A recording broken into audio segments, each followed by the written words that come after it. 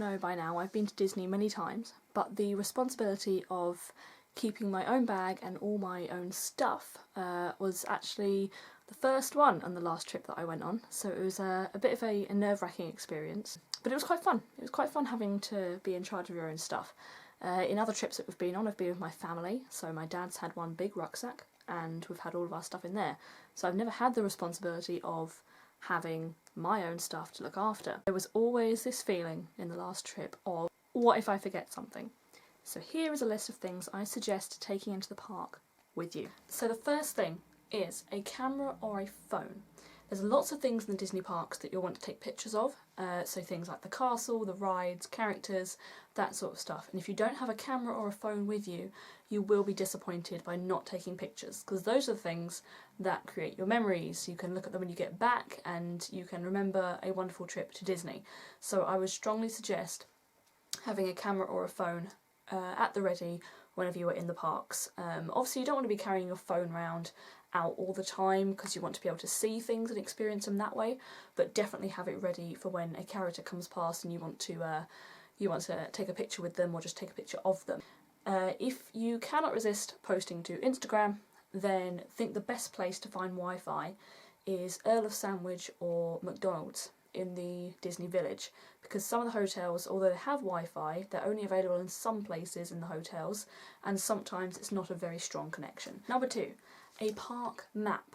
This is really helpful if you have never been to Disney before and you want to be able to find the attractions and the rides. It's really useful to have one of these because it opens out and becomes a big bird's eye view of the park. You can download these online, but also you can pick them up at the beginning of your trip at the entrance to the parks. It's absolutely free, you can get them in several languages and they are really useful. And along with that you can get a program guide which shows you the show times and parade times and all the schedules for that sort of stuff. They're really useful to have in your bag just to take a quick peek at when you're a bit confused as to where you're going. Number 3, snacks. Now, Disney doesn't allow you to bring in a picnic hamper to the parks. If you have anything that's a picnic hamper size or a different bag for all your snacks, you will need to eat it in the picnic area just outside the parks. If you're a day tripper, it's the same area that the car park is in. You go past the car park, picnic area is there, then you head straight to Disney. If you want to bring small snacks into the park, that's okay. You can bring things in your rucksack, you can snack throughout the day, and that's really good if you haven't got a Disney dining plan. Because without the Disney dining plan, you have to pay for all of your meals separately. So you can fill up on breakfast, then you can snack throughout the day and only have to buy one meal in the evening. Number 4, a drinks bottle. Now, the best thing to do is to buy a drinks bottle in the airport or the train station or wherever it is that you're coming from, or bring one from home. You can drink it and then you have an empty bottle that you can fill up in the water fountains in Disney. Otherwise you have to pay Disney prices for a bottle of water, and that's not something that you want to do, especially if you're travelling on a budget.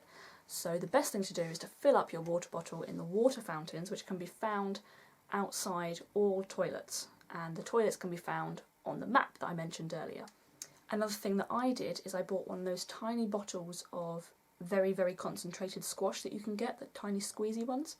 Bought one of them with us too to stick in our bags so that when we filled up our water bottles we could also have a little bit of squash in there as well. Number 5, a wallet or a purse. Now, being in Disney, you're going to want to be able to purchase merchandise when you're there, or food if you haven't got a Disney dining plan. You'll want something that zips up so you don't lose any of your change. There are cash machines around Disney, but be aware that they might charge you if you are buying euros from a UK card. And also be aware that you might want to use your change while you're in France, particularly if you're not planning on going to another country that uses euros, because when you go back and exchange, then they don't take coins. So you need to make sure that if you're changing your money back, you are changing the notes, so therefore use your coins, otherwise you're going to have useless coins in your house for a long time. Number 6, the app. Now, Disney would suggest that you would download the Disneyland Paris app because it will do the exact same thing as the app that I'm about to show you. But from personal research, I've found that this app, which is the Magipark app, you can find it in the App Store, the Magipark app is much better than the Disneyland Paris app. So I'm not sure if you'll be able to see this. So this is the Disneyland park. That is the Studios park. And these are my favourites. So it shows you a wait time. So there's a little upwards arrow if the time's gone up, or a downwards arrow if the time's gone down. And you can even favourite your favourite rides to have a look at them all on one page to see what the wait times are. It was so useful having that when we were there, so we knew which ride was the best one to go on next, and we could plan our day around the wait times without having to go all the way back to Central Plaza to look at the wait times board. So it's really useful getting the Magipark app. You can also get it on Google Play Store as well. Number 7, a lanyard. Okay, so the lanyard I got from eBay for £3. It's got lots of Mickeys on it, and it's really cute, and it was really useful to carry all of my tickets and stuff that I needed. So in my lanyard I have 2 train tickets to Val d'Europe, because that was one of the trips that we went on the Wednesday. We took a little train ride to Val d'Europe. If you want to hear the story as to why we did that, you can see it in the vlog that I'm going to link below. I've also got the PhotoPass card. Now the PhotoPass card is a card that is scanned on the barcode by a cast member that's taking a picture of you with a character. Once they've taken the picture, they scan, you can then see all of your pictures on your PhotoPass if you go to any of the places listed on the back of the card. So it's really good to have all your pictures, all your professional pictures, all in one place, so you can go and buy them if you want to. If you do buy them, you can get them shipped to your hotel, so you don't have to carry them around with you in the parks all day, which I thought was really good. And the last thing that I took in my lanyard was my park ticket. So they scan the little QR code on the back here every time you go into the park. It's a turnstile system. So they scan your code, you go through the turnstile, and they count how many people are in the park. It was really useful having it in my lanyard because it's just a little sealable wallet, and it meant it wouldn't fall out, but I could quickly take it out, scan it, put it back in, and know it won't be lost. If you are going to get a lanyard, I'd suggest getting one that has a sealable top, either a zip or just a press seal, because otherwise there is a danger that things will fall out, particularly if you're going on roller coasters and stuff that go upside down.